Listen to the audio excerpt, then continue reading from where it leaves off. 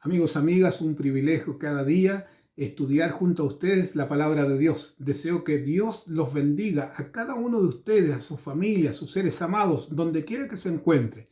Hoy vamos a estudiar el capítulo 8, pero antes te invito a orar. Padre nuestro que estás en los cielos, Señor, te ruego tu bendición en esta hora.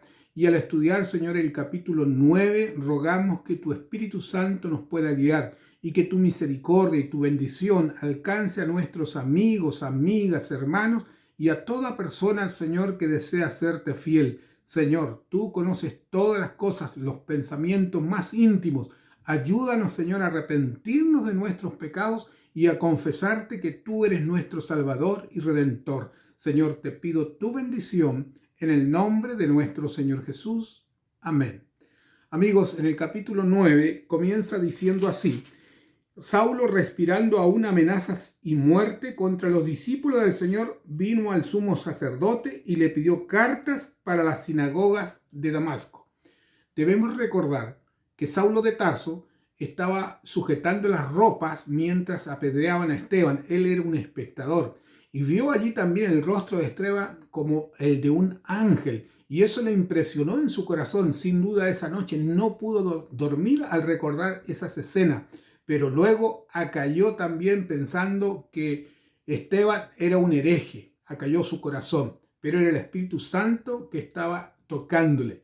Y ahora dice que va a Damasco, pide cartas para perseguirlo en las sinagogas. Se calcula que habían entre 30 y 40 sinagogas ahí en Damasco.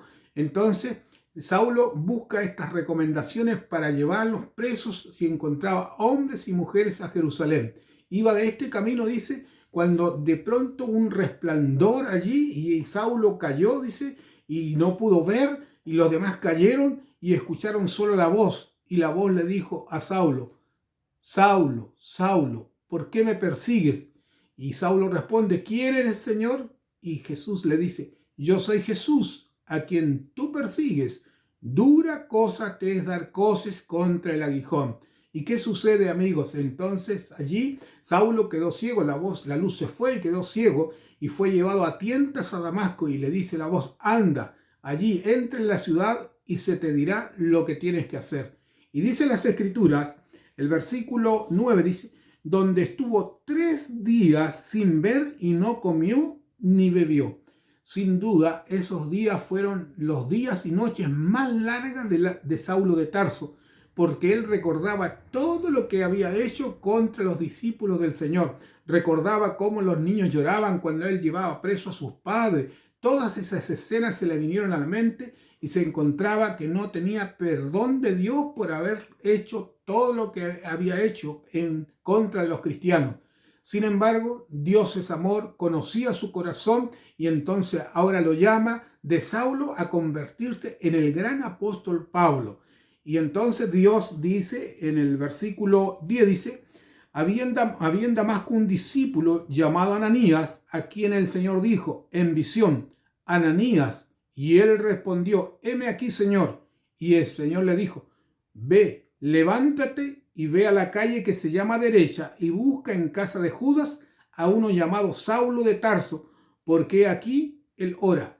Le da una orden y entonces ahora Ananías dice: Señor, he escuchado mucho acerca de este Saulo que ha perseguido a tus hijos y tú me estás pidiendo que vaya. Y el Señor le responde: mira, anda, porque este me es instrumento escogido para llevar el evangelio a los gentiles. Sin más, Ananías obedeció la palabra y llega allí donde está Saulo y le dice: hermano Saulo. Y al instante le puso las manos y oró, y Saulo recobró la vista y luego fue bautizado. Amigos, la señal de conversión a Cristo es entregar su corazón a través del bautismo.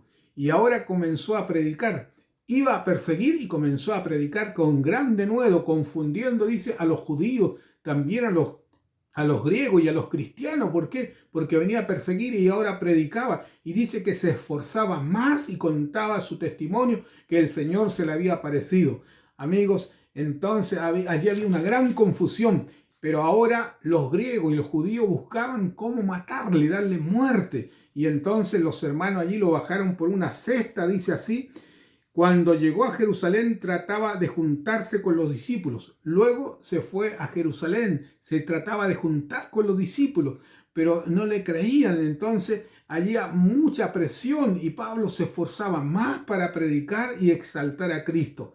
Amigos, Dios tocó el corazón y Dios quiere tocar también tu corazón. Tal vez tú has caminado en otros caminos y el Señor te está llamando. Algunos te han enseñado que este es el camino, pero no. La Biblia dice que Jesús es el camino y su palabra es la verdad. Amigo, tenemos que seguir al Señor tal como está escrito en su palabra.